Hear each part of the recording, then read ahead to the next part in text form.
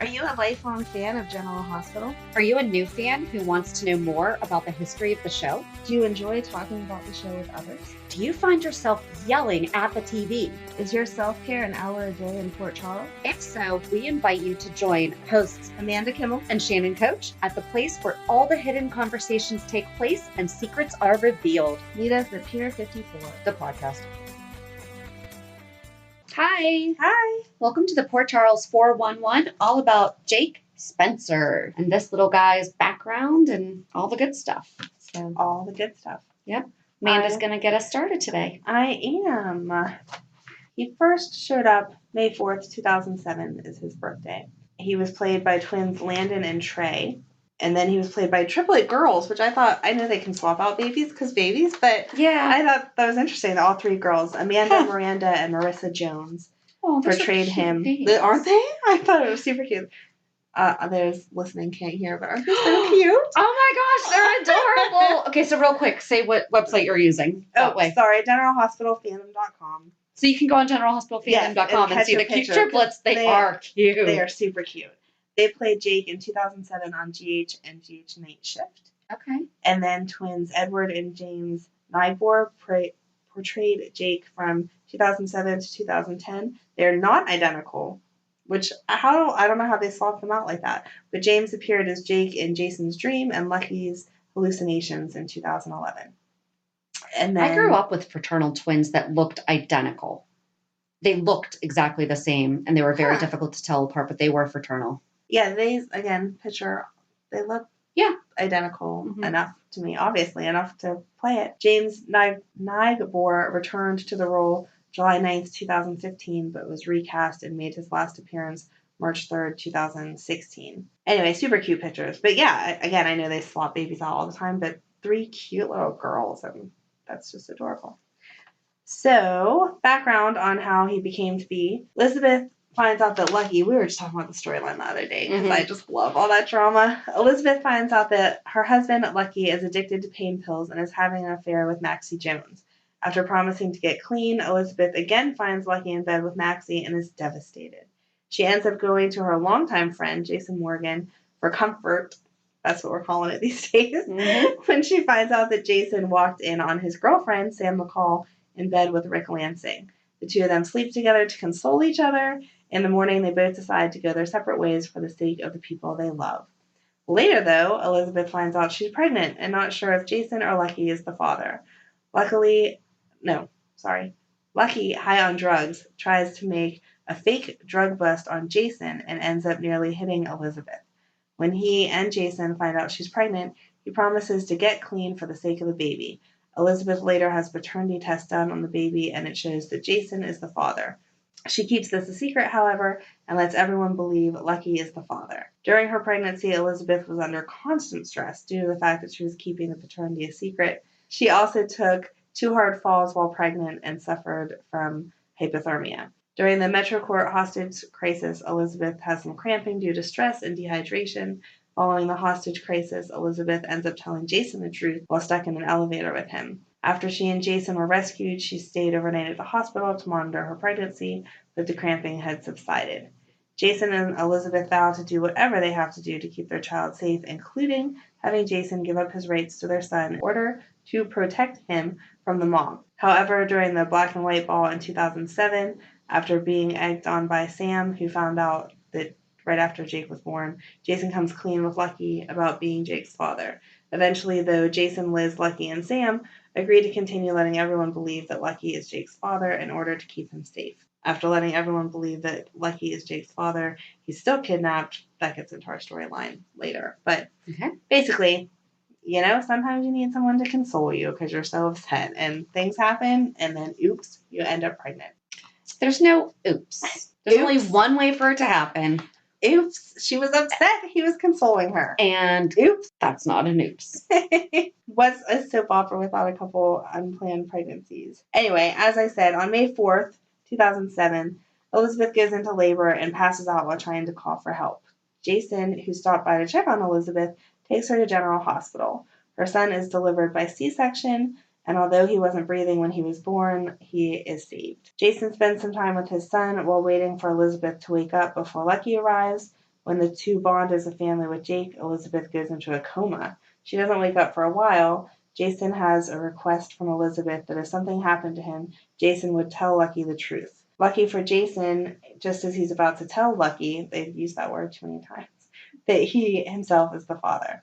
Elizabeth wakes up. Elizabeth names her baby Jacob Martin. Both she and Lucky agree to name their friends, Nicholas Cassadine and Emily Quartermain. Aw, I forgot about that. As godparents. She tells Lucky, Nicholas, and Emily that the reason she chose the name was because she always liked the name Jake, and Martin was to honor her late maternal grandfather. When Jason visits her and Jake, she tells him the other reason for the name. She gave her son Jason's initials as part of his name. Jason is honored and happy that she and Jake are safe. Aw. Yay. Sam eventually finds out the truth about Jake and is devastated. She wanted to have Jason's child, but found out she was infertile due to a gunshot wound she sustained when someone tried to kill Jason. When Maureen Harper kidnaps Jake in the park, while Elizabeth has her back turned, Sam watches the kidnapping and says nothing. I was so mad during that storyline. That was so wrong. She was such a jerk. You don't watch a kid. Ugh, that's awful. Anyway, Jason, under arrest for murdering Lorenzo Alcazar, quickly gets himself out of jail to go and find his son. He gets the help of Amelia Joffe, who made several calls to Maureen and heard a baby crying. She became suspicious as Maureen's newborn daughter died a few months before in a house fire. Jason and Amelia track down Maureen and find Jake with her. Maureen hands the baby over and reveals that Sam saw the kidnapping happen. This causes Sam and Jason to break up. Lucky and Elizabeth end up divorcing when Jason reveals that he is Jake's father at the black and white ball. Later on, Lucky agrees to let everyone believe he is Jake's father to keep him safe, to both Elizabeth and Jason's satisfaction. In December 2008, the Russian mob threatens Jason. This leads to him sending Elizabeth with Jake and her other son Cameron up to the mountain to a remote cabin with Sam to hide out. The Russian mob, however, finds them, and Sam and Liz hold them off, but Jake ends up getting kidnapped. Jason eventually shows up, and he and Sam give chase to the Russians to find Jake. They corner them in a warehouse, but it catches on fire. Luckily, Sam jumps out of a window with Jake right before it blew up. I love the way they, right before that blew up, all the time. The best timing. They bring Jake back to Elizabeth and Lucky, and Jason decides to leave parenting Jake to Elizabeth and Lucky to keep him safe, breaking up with Liz in the process. In September 2009, Port Charles hosts a carnival at GH. A reconciled Liz and Lucky bring Cameron and Jake along, while Jason and Sam are on a date, bringing them together again. Jake runs away from Elizabeth just before Jake's great-grandfather, Edward Quartermain, drives his car through the carnival. I remember that. That was so weird. Like, why did we just do one carnival at GH? Yeah. Hasn't been like a reoccurring every year fundraiser. Cool. Yeah. That would be. They need to bring that back. That was a good carnival until Edward ran through it. Edward Quartermain drives his car through the carnival, unconscious at the wheel. His car collapses the tent Jake went into, and Jason, Elizabeth, Sam, and Lucky rummage through the debris, are able to find Jake, who is rushed to the hospital with a suspected concussion. Luckily, the doctors give a clean bill of health, and Jake goes home with his family in good condition. On March 17th/18th, 2011, Jake is hit by a car in a hit and run. He is declared brain dead and is put on life support.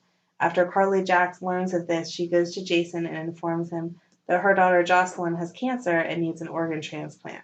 She asks Jason for Jake's kidneys. Lucky and Elizabeth agree to donate Jake's organs, and the transplant saves Jocelyn's life. After a police investigation, it is revealed that Luke Spencer was the one who hit Jake. Most people agree that it was a horrible accident, but Lucky blames his father's drinking for the accident.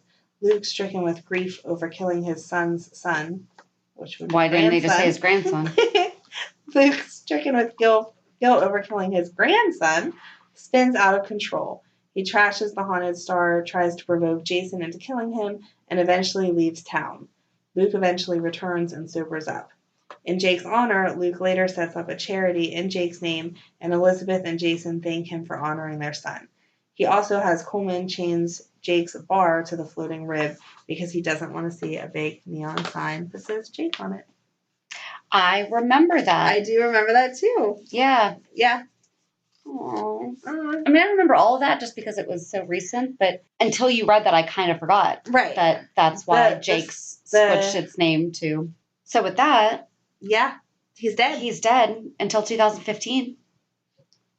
On July 2015, Luke went to Cassadine Island to find Jake after Lucky told him that Jake was alive. Lucky didn't say where Jake could be found, but Luke assumed Cassadine Island, so that's where they went. After talking with Helena, she finally told him it was true, and after 4 years that Jake was alive. Luke didn't believe it until Jake drove his remote control car into the living room, ironically hitting Luke in the foot. Helena left them to talk alone. Jake then tells Luke his name is Jake and asks Luke what his name is. And this was Luke's final thing. Luke was gone a month later. Don't cry. It's okay. I know, but then Jake is reunited with Lucky. Yeah. And it was Jonathan Jackson Lucky, and he came just because it was Luke leaving. So thanks, guys. That was special. Jake is then reunited with Lucky, then Elizabeth, and then meets Big Jake, who at the time we thought was Jason. Right. As Jake. Thank goodness we did Drew Kane a couple weeks ago. Yes. So we can kind of follow this. He's also given a clean bill of health by Patrick. And then at the appointment, Jake meets Sam and Carly again. Because at this time, he meets his grandmother, Monica, and cousin Michael. On August 14th, he finally meets his little brother, Danny, and they play together with motorcycles while their mothers look on. Sam with a smile on her face and Elizabeth with a look of terror on hers. Right before Sam and Danny leave, Jason, comes back and sees them. Jake later watches his parents, Elizabeth and Jake, get married again, engaged again. In September, Jake wakes up from a dream that Jason is going to leave them, but he is reassured that he won't. In October, Jake comes home with a cut over his eye from a fall while running home. So in October, he's doing stuff around the house. It says grandma, but I'm assuming that means Laura. Jake is seen standing outside of his parents' room, and he tells them that the grandma is there. Why doesn't it say Laura? Later on, Jake colors a picture for his grandma. Then Laura hears a scream and goes to see what happened and sees Cameron with a mask on his face on the floor holding his head. Jake tells Laura that Cameron fell, but Cameron says that Jake pushed him by accident because he didn't like his Halloween mask.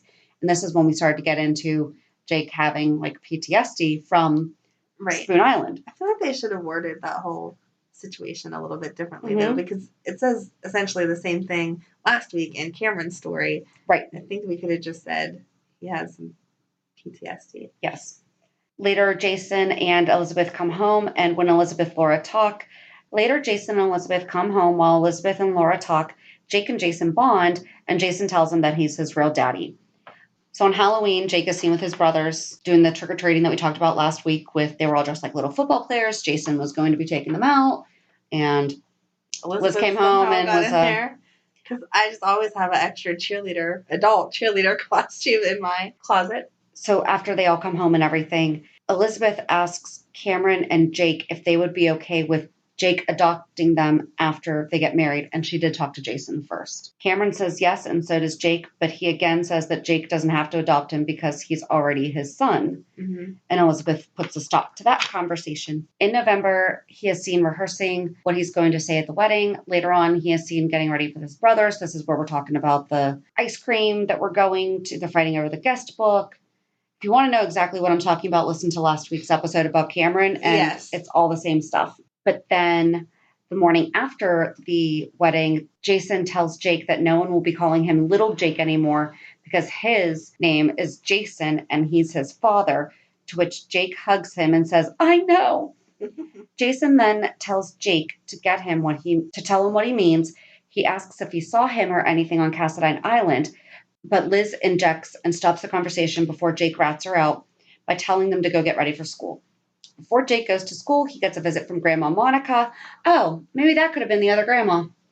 We do need to differentiate when we're talking. I think it was Laura. They said later in there Laura. Right. So. He hugs him and tells him to learn to be nice and to learn a lot and to be nice to the other kids. Then his mom takes him to school.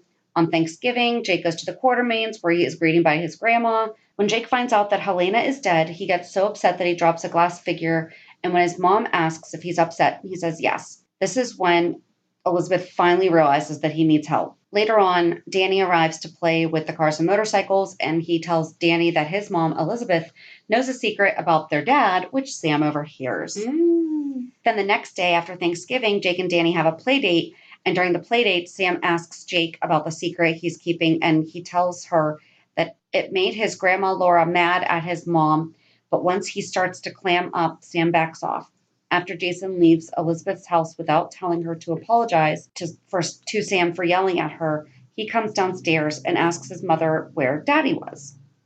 Then on Christmas, Jake and his brother talk about what they want for Christmas, and Jake says he has everything he wants to be home with Mom and Dad. Then Elizabeth pulls out the Christmas stockings, and Jake asks if she had to get him a new one, but she says no, and that she actually kept it from when he was little. Then the boys wonder if Jason is going to be there. Elizabeth says she doesn't know because he's in jail. Yeah. We talked about this last week. He shows up with presents. Yeah. On New Year's Eve, Jake tells his mother that he saw someone outside the house and that he needs his daddy. Elizabeth calls the cops and then calls Jason to come over because Jake was scared. When he gets there, Jason makes it clear that he was always there for Jake and decides to stay with him for the night. The next day, Jason has a brief conversation with Elizabeth about the custody arrangement for Jake. So this is when they were supposed to get married, and then they wound up not getting married because she lied to him about who he was and everything. So just little backstory, that's why they are not together. Hate when that happens. I know. Elizabeth tells Jason that she never thought about Jake having to live in two places before, but she agrees to an arrangement. In January 2006, Elizabeth takes Jake to work with her because he says that he has a stomach ache and she can't find a sitter. So when they get to the hospital, they see Franco, and she tells Jake to promise not to talk to him. Franco comes over to Jake and Elizabeth, who are sitting on the bench, and asks Jake if he wants to color, but Jake tells him that he's not supposed to talk with him. Then Officer Young, so Jake will not hear Elizabeth, she reluctantly lets Jake talk to Franco after he gives Jake crayons to color, and she tells Franco she will be watching him and that Jake is sick and he needs to remember that. When Elizabeth comes back, Jake and Franco are playing, and she takes Jake to get something to eat. Jake leaves the paper he was coloring on the bench, and Franco picks it up and sees that Jake was drawing creepy houses with black backgrounds surrounding them. Later on, Elizabeth and Jake are seen outside of Kelly's, but when she sees Sam with Jason, she suggests that they go to an Italian restaurant. What Italian restaurant? Sonny's? The only one, isn't it? I don't know. Do you have an idea for a podcast but don't know where to start? Download the free Anchor app or go to anchor.fm to get started. Anchor is such an easy way to record and edit a podcast, and you can do it from either your phone or computer. Best part is you don't have to worry about getting it out there. Anchor distributes to many platforms, so you can be heard on Spotify, Apple Podcasts, Stitcher, and many more. You can start making money right away without having a minimum number of listeners, too. Anchor really is everything that you need to make a podcast all in one place. At some point, Jake broke the picture that was found in Liz's house, and Jason found it. When they get back to the room, Sam is there, and Jake is very rude to her. Jake then claims that Sam was the person that broke into his mother's house and broke their family picture. Jason says that he knows it wasn't Sam and that it's not good to lie. The next day, Jake goes to see a therapist that Kevin Collins recommended. And later on, the therapist tells Elizabeth that Jake is very attached to his father, and he thinks that art therapy with Franco would be good for him. Much to Elizabeth's shock, the therapist suggests verbal therapy. While Elizabeth talks with the therapist, Jake colors with Franco. Jake gets upset that Sam is in his house, and he blames her for breaking the family picture. Sam tries to tell him that she would never try to hurt him, but he claims that she already did. And then Elizabeth takes Jake upstairs to build a racetrack. And Elizabeth tries to explain to him that her and Jason love him, but they're not getting married and they are not living together anymore. Then Laura shows up and Jake goes to bed. While Elizabeth and Laura are talking, Jake eavesdrops and hears his mom badmouth Sam. Jake is then seen drawing a picture of what looks like a dead Sam. So there's a few days later, Elizabeth asks Jake if he wants to come play soccer with his brothers, which he says that he hates soccer. Afterwards, Jason comes over. Jake shows him the picture that he drew of the two of them and says that he can put it in the room that you and Mommy sleep in. Jason then explains to him again that he loves Jake and his brothers, but he and Elizabeth are not getting married, nor will he be living with them, to which Jake does not react well. After Elizabeth leaves for work, Jason sits down with Jake, looks through his drawings, and finds the disturbing picture of dead-looking Sam. Jake then asks if he likes his drawings. On January 29th, Jake is seen with his dad, who is asking him about the lady in the picture. First, he says that the lady is pretend, then from a video game. Jason tries, isn't that the same thing? Yeah. Okay. Jason tries to get him to open up before the sitter shows up. Then Jason leaves Jake and his sitter to play with silly string, but Jake gets it in her hair. But then this is when, while alone, Jake throws something through the window to make it look like a stalker. And then he cut his finger. And a few minutes later, Sam shows up to see Elizabeth, who isn't home. And she asks Jake where the sitter is and if he broke the window because the glass is on the outside, not the inside. He denies breaking the window and runs to the basement to hide from Sam. Sam ends up tripping and falls down the stairs, and Jake watches as she falls and looks as she lays at the bottom of the stairs. Jake is then seen looking at Sam and asking if she's okay. Then his babysitter calls his name, wondering where he went. Jake goes upstairs, and then when Jason and Elizabeth finally arrive, they find that Jake is gone. Then Elizabeth finds a note from Jake saying goodbye. Jason goes looking for Jake while Elizabeth stays home. When Jason gets back, he tells Elizabeth that Jake's bike is missing. A few minutes later, there's screeching and honking, and Elizabeth screams, "Jake!" It was probably better than that. Jake is later seen in the hospital with facial bruising and a broken arm and a leg and an internal bleeding. Except this time, the doctors reveal that his prognosis is good. Jake regains consciousness with his parents by his side and didn't tell him why they ran away, that he didn't run away for the reasons they think he did. He's then wheeled in for surgery. There was complications during surgery, but he winds up being okay. Jake tries to tell Jason about Sam, but falls asleep before he can get the words out. When he wakes up, he tells his mom that he killed her. The next day, he says something about killing Sam, but he starts to confuse reality with his video game. But before Elizabeth can get any details, he passes out again. The next day, Elizabeth is seen sleeping. Man, Sam was down there for a long time.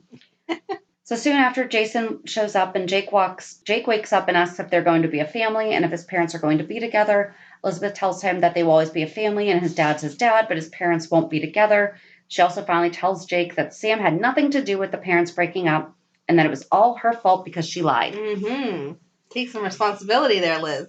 Later on, Sam shows up to reassure Jake that she's fine, but Jake thinks that she's a ghost. Sam tells him that she's alive and well, and none of it is his fault. On February 17th, Elizabeth and Jason find out that Jake's injuries are worse than the doctors previously thought, and he needs special individual care. This is when he goes out to Shriners. Yep. And he had to have surgery to place rods in his left forearm and left tibia. Later on, Cameron, Aiden, and Nicholas come to visit him and his brothers, along with his dad, promise to help him become better at baseball. On March 1st, Danny and Sam come to visit. Danny also brings a truck, and then they go to play. On March 3rd, Elizabeth tells Jake that his bike is trashed, but that he's going home and back to school. Elizabeth also tells him that there will be a welcome home Jake party. Elizabeth also tells Jake that he can start drawing class after school when they get back, and he asks if it can be with Franco and his son, and Elizabeth says maybe. Later on, Jake FaceTimes Franco again, and then Franco shows up at Shriners riding the bike that he got for Jake. A little while later, Jason and Sam show up to help Elizabeth take him home, and before they leave the hospital, Jake and Danny go to the playroom. On April 25th, Jake is seen with his father, waiting for Franco to show up for their art therapy session. Jake tells his dad that Franco is hardly ever late for their sessions and that he always shows up.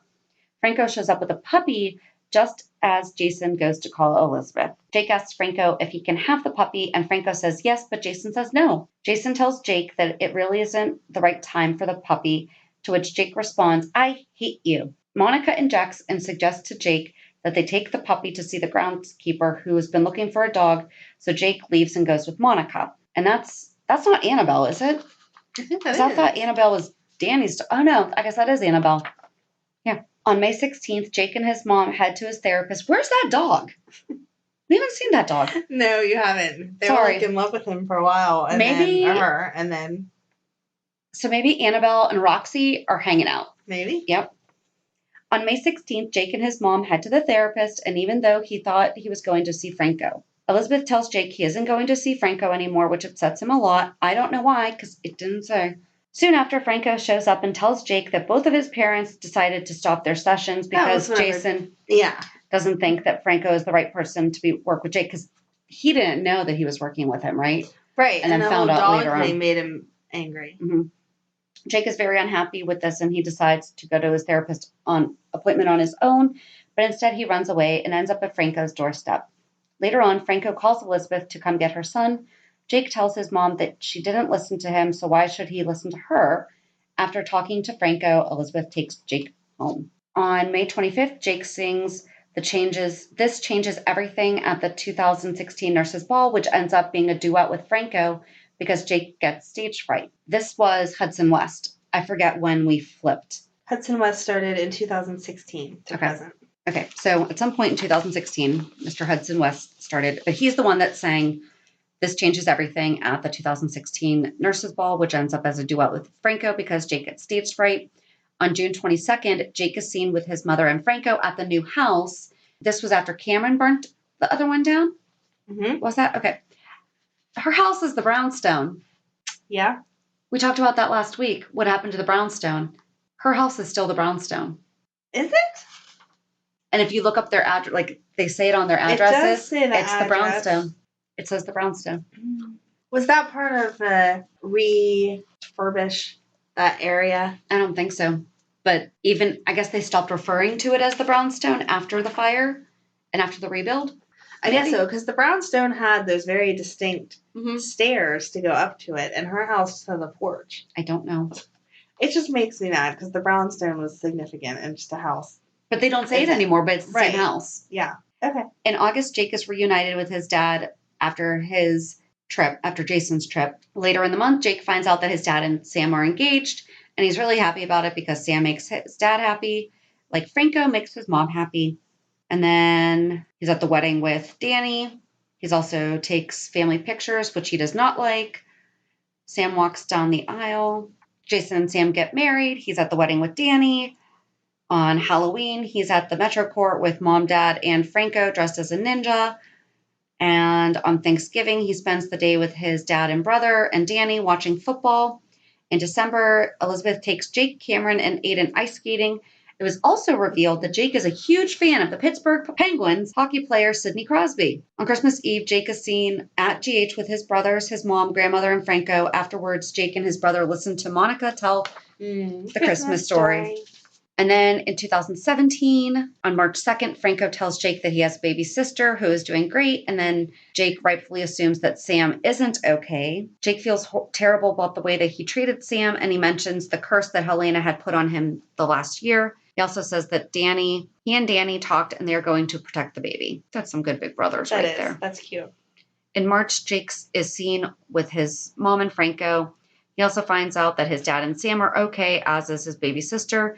He also gets to see a picture of baby Scout and says that she doesn't look cursed. He then unknowingly quotes a phrase from a book that Helena left Elizabeth in her will, which freaks out Elizabeth and Franco. The next day, Jake and Franco draw a timeline of their lives, but Jake leaves a big blank spot for the time that he spent on Cassadine Island. Later on, Elizabeth noticed that there's a scarecrow on Jake's timeline that he drew in the middle of the night, but Jake doesn't remember drawing it. In April, Jason and Elizabeth take Jake to see Dr. Andre Maddox. After his sessions, he calls Franco. The next day, he shows up at Franco's doorstep and the two paint. Later on, Franco calls Jason and Elizabeth to get him, and Jake gets mad but leaves with his parents. A couple days later, Jake has another therapy session with Dr. Maddox, and then he gets mad at Franco for showing his mom the drawing and runs away because didn't feel like he trusted him. He also tells Franco reportedly that he did not want his parents to know any more about the scarecrow. At the end of April, it was revealed that Jake is afraid of his father's old face. And later on, Jake fakes being sick with 110-degree fever. How do you fake that? Elizabeth, who's a nurse, didn't realize that was way too high. In early May, Jake tells his mom and Franco he wants to stay home for his birthday. His parents also discover separately chimeria. Do you remember that? Chimeria, whatever that is. Jake also receives a magic kit from Spencer. It was later revealed that it wasn't from Spencer. Wasn't that from Valentine? Mm-hmm. Okay. That had a chimeria on it as well. And it was the one that Anna had been looking for. Jake is seen at the park with his parents, stepmom, brother, Aiden, and Franco. At the 2017 Nurses Ball, Jake was supposed to do a magic show with assistance from Emma and Charlotte, who that would then release the Chimera virus, but canceled it at the last minute. And after the ball is over, Jake insists on doing his magic show, but it was put to halt after Jake was revealed to be in possession of the virus. Jake was egged on by hallucinations of Helena telling him to release the virus, but is talked down by his parents, mostly his mother, and the virus is contained. In June, Jake is seen having a therapy session with Dr. Maddox again. Later on, Elizabeth gets a call from Jason telling her that Helena's henchman is in town and they need to get somewhere safe. And so they lock themselves in an exam room with Dr. Griffin, and Jake gets to play doctor with Griffin as his patient. He is then seen with his mom and Aunt Hayden after she runs into her exam room to throw up. That's when everyone finds out that Hayden's preggers. After the henchman is caught, Jake is seen with his parents and stepmom and hangs out with his aunt and tells her that she's pretty cool and hugs her. On September 22nd, his step-aunt, Christina, takes him and his brother, Danny, to visit their comatose father. They also sing to him, and he wakes up shortly after they leave. In October, Jake is seen in the park with his parents. He also hears patient 6 call his name. A few days later, Jake tells Liz that the man in the park looks like Jason used to look. He also goes to see Andre about the man in the park. In November, Jake finds out about his father's twin. Jake spends Thanksgiving with his mom, brothers, and Franco. In December, Jake finds out that the man he thought was his father isn't, and that he's his uncle. Jake doesn't take it well and tells Drew that he will always be his father. On Christmas, when Jason comes to give him a present, Jake rejects him. However, on May 7th, 2008, on Jake's birthday, his father, Jason, visited him with a birthday present, and they started bonding very well. And then that was all that GeneralHospitalFandom.com had. They ended on May 7th, 2008. And I apologize for the hot mess that was my reading of that. It was kind of tough. So, but I mean, like we talked about with the kids, there's so many times that they aren't Right, they're in a room or they're sitting at Kelly's or whatever. They're not actually participating in conversation. So I was able to find who's who in Port Charles, and it says Jake Weber, even though it's Jake Spencer. In early 2019, Jake proved to be a protective brother when Aiden became the target of a school bully.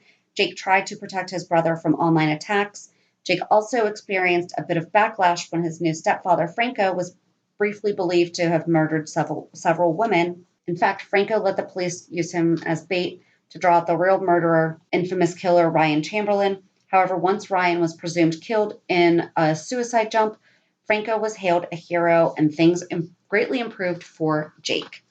Other than the fact that he was at the reception, can you think of when we've actually seen Jake this year? No. Because we just talked about it. We don't even know if he knows. Which brings me to, on celebratingthesoaps.com, General Hospital star Hudson West lands exciting new job. Article from September 7th, 2019. We knew it would only be a matter of time until we see this cutie in action again. General Hospital alum. Those two things make it sound like Hudson West left. Yeah, but everything else says to present, so he hasn't been recast yet. But, I mean, doesn't that make it sound like he's gone? Has just signed on for an upcoming series, and we've got all the details you need to know right here. According to reports, Hudson has signed on for a new series called Penny Dreadful City of Angels. The series is created by John Logan, and yes, also inspired by Penny Dreadful. I don't know what that means. Set in 1938 Los Angeles, the series will explore a mix of supernatural and reality with characters connected to both sides of Santa Muerte and the devil. Sounds pretty exciting, right? Hudson will play a character by the name Trevor Kraft in a recurring role. Of course, that's not the only project that he's been working on. He's also in a new movie by the name of Roads, Trees, and Honeybees, which is currently available on streaming devices such as YouTube, Amazon Prime, and other platforms. According to the young actor, he says there are a lot of differences he got to experience while filming the movie compared to General Hospital. And then it just talks about the difference there. And it says, with that said, Hudson is often regarded as one of the most talented young actors in the entertainment industry. Even though he's no longer on General Hospital, we have a feeling that we will be seeing much more of him both on the big screen and the small one. We will definitely keep you updated with more information about this young, promising daytime television vet in future as well. So, yeah, that makes it sound like he's definitely done, but they have not recast as far as anything I've seen. No, so we don't know what's going on with Jake, and I honestly just, I did not look on YouTube. Because we just said the other day, like, he still hadn't heard about... He's still at that sleepover. Right, he's been sleeping over at a friend's house for weeks now. But yeah, so I guess that's it about Jake. Yep, so next week, I guess, is Aiden. Yep, next week we'll talk about little Aiden, who's going to have even less to say. Right. I don't know. A lot of the same storyline, like we saw repeating on that one. Well, yeah, and that was the difficult part was, okay, didn't we just talk about this? Right. You know, it's... That makes sense, though. You have the 3 boys together. Right. They're brothers. They kind of sometimes do stuff together. Yes. Sometimes. Who knows? So I'll meet you back here on Monday when we do the recap. have a good weekend. And we'll meet you at the pier. Bye. Bye. If you enjoyed today's show, we invite you to go to pier54podcast.com to subscribe on your favorite platform. Don't forget to leave us a review. And you can also follow us on many social media channels. Just search for Pier 54 Podcast. Also, we are not perfect, so if there is something that we missed or messed up, just let us know by emailing us at pier54podcast@gmail.com.